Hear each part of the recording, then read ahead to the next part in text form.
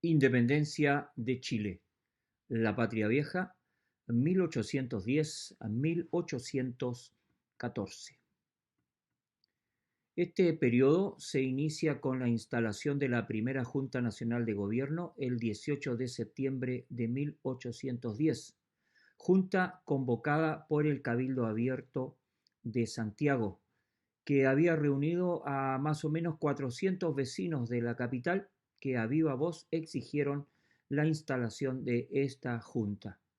El periodo va a finalizar con el desastre de Rancagua en 1814, con la batalla del mismo nombre, que se desarrolló el 1 y 2 de octubre de ese año.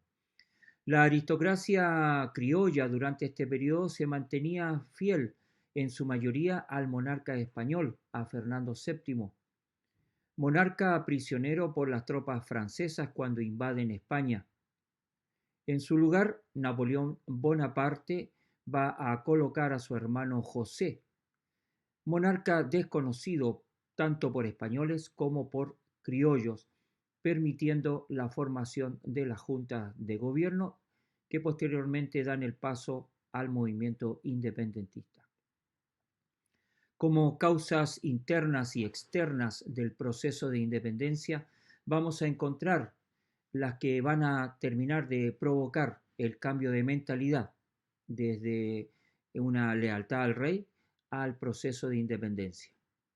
Causas internas tenemos la rivalidad entre criollos y españoles, el atraso cultural que tenía América, el monopolio comercial, y como causas externas encontramos la independencia de los Estados Unidos, la influencia de los ideales de la Ilustración y la influencia de la Revolución Francesa, que pone en práctica esos ideales de la Ilustración, como van a ser el principio de la soberanía popular, de la división de los poderes o de las monarquías constitucionales.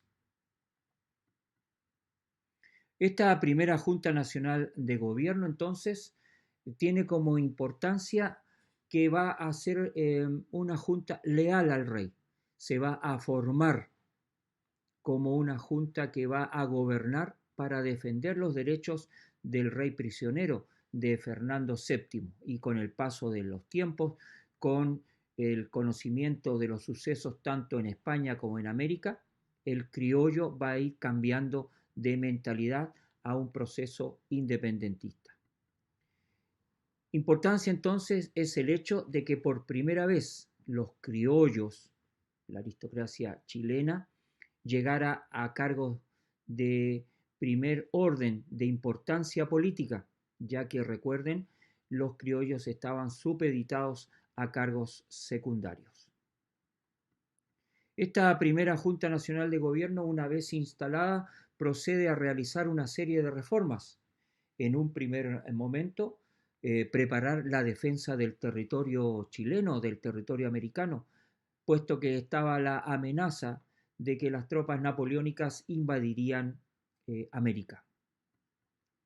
También de convocar a un Congreso Nacional. ¿Por qué es importante esta convocatoria? Porque la Junta Nacional de Gobierno representaba solamente a los vecinos de Santiago, no representaba a todos los ciudadanos del territorio nacional. Por lo tanto, convocar a un Congreso Nacional significaba un Congreso representativo de todas las provincias del reino, que en ese momento era Santiago y Concepción. Se declaró el libre comercio internacional, se ponía fin al monopolio comercial, se anulaba el reglamento del libre comercio de 1778. Y se establecían relaciones, se establecían comunicaciones con la Junta de Buenos Aires, se buscaba un apoyo en una junta cercana para defender los territorios, es decir, el objetivo común. Cuando se convoca al primer Congreso Nacional, por supuesto, la Junta Nacional de Gobierno se disuelve. ¿Cuál fue Entonces el objetivo, que representara a todo el país, puesto que la Junta solamente representaba a Santiago. Este primer Congreso Nacional se instala el 4 de julio de 1811. 4 de julio es la independencia de Estados Unidos, como ven, en honor, en agradecimiento a la influencia, a esos ideales. Los patriotas chilenos instauran el Congreso Nacional un 4 de julio de 1811. Nuevamente, en el Congreso se da la misma situación de que la primera Junta Nacional de Gobierno no estaba 100% apoyada hacia el bando independentista. Si vemos este gráfico, podemos ver que de los 40 miembros, la minoría, solamente 9 personas, pertenecían al bando exaltado, es decir, que querían reformas, que querían independencia. 21 personas, que están graficadas ahí en amarillo, pertenecían al bando moderado y 10 personas del bando realista, es decir, leales totalmente al rey de España. Esta distribución hacía de este Congreso Nacional entonces que dominara la idea moderada, la idea de no realizar grandes cambios. Ante esta situación, en 1811, en septiembre, José Miguel Carrera, joven militar llegado desde España, hacía poco tiempo, hace un golpe de fuerza y se toma el poder clausurando este Congreso Nacional. Y desde ahí se iniciaría a cierto por ciento el proceso de independencia. Pero veamos cuáles fueron esas obras de este primer Congreso Nacional. Reemplaza el Tribunal de la Real Audiencia y va a crear un Tribunal de Justicia. Se funda la tercera provincia en nuestro país, que viene a ser la provincia de Coquimbo.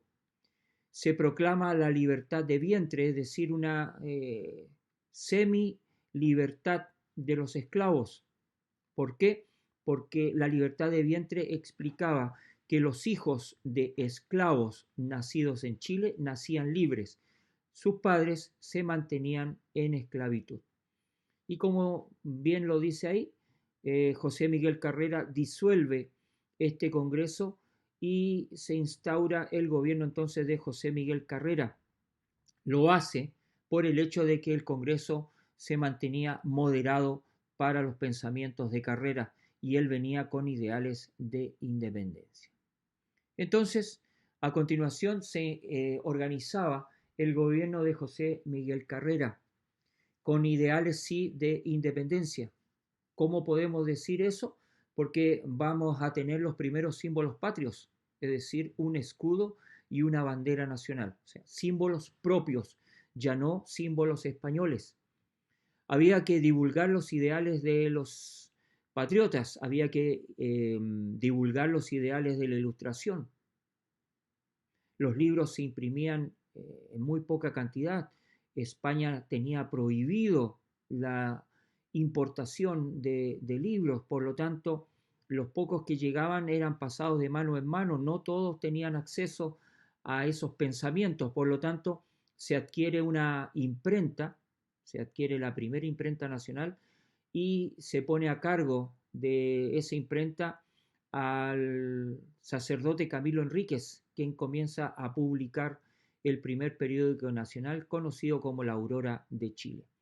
Bajo el gobierno de José Miguel Carrera se dicta también el primer reglamento constitucional o primera constitución, el año 1812, es decir, teníamos nuestra propia organización política, teníamos nuestros propios símbolos patrios, por eso hablamos de quién da como primer paso a la independencia es José Miguel Carrera.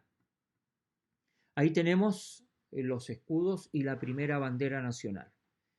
Dos indígenas acompañando ese obelisco y con las frases después de las tinieblas la luz, y algo muy parecido a la frase que aparece en el escudo actual, que dice por la razón o la fuerza, pues en el escudo diseñado durante el gobierno de José Miguel Carrera aparecía por consejo o por espada.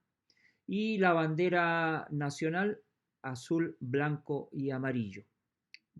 Muy astutamente, José Miguel Carrera mantiene el amarillo para evitar el rechazo de los españoles que habían aquí todavía en América y que no estaban apoyando la independencia. Entonces mantener el amarillo, que era el color de la bandera española, hacía entonces que este proceso independentista también tenía ciertos rasgos de lealtad al rey para evitar el rechazo español.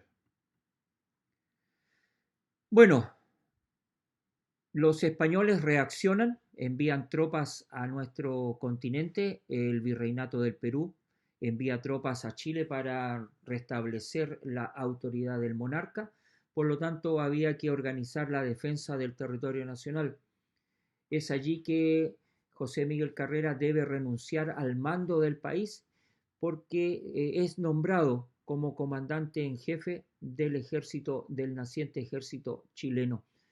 Al renunciar al ser designado como comandante en jefe del ejército, se forma una junta de gobierno. Todo esto en el año 1813. Esa junta de gobierno también va a realizar algunas obras, como por ejemplo abrir el Instituto Nacional y también la Biblioteca Nacional. Es decir, comenzaba a generarse la educación en Chile. Recordemos que una de las quejas de los criollos era el atraso cultural. Se decreta la libertad de imprenta, imprimiéndose como diario ya oficial del gobierno chileno el Monitor Araucano y también el Semanario Republicano. Y comienza la creación de las escuelas de primeras letras para educar a la ciudadanía chilena. En 1803 entonces comienza la Guerra de Independencia, que va a tener 3 etapas. La primera etapa es la etapa de la Patria Vieja, que como dijimos al inicio, se termina en 1814 con el desastre de Rancagua. Recordemos que los patriotas no están preparados para esta guerra. La mayoría son voluntarios, eran campesinos, eran hacendados, eran gente común y corriente. En cambio, la tropa española era un ejército profesional. Además, habían rivalidades en el mando entre José Miguel Carrera y Bernardo O'Higgins.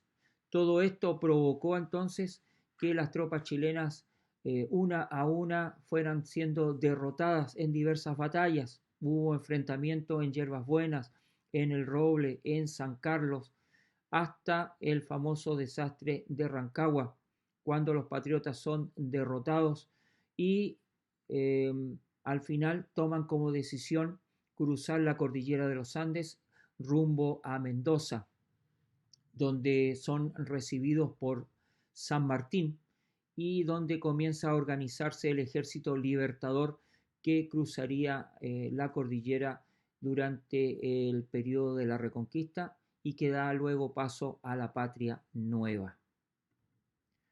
Con ese desastre de Rancagua se ponía fin a este periodo. Muchas gracias por su atención.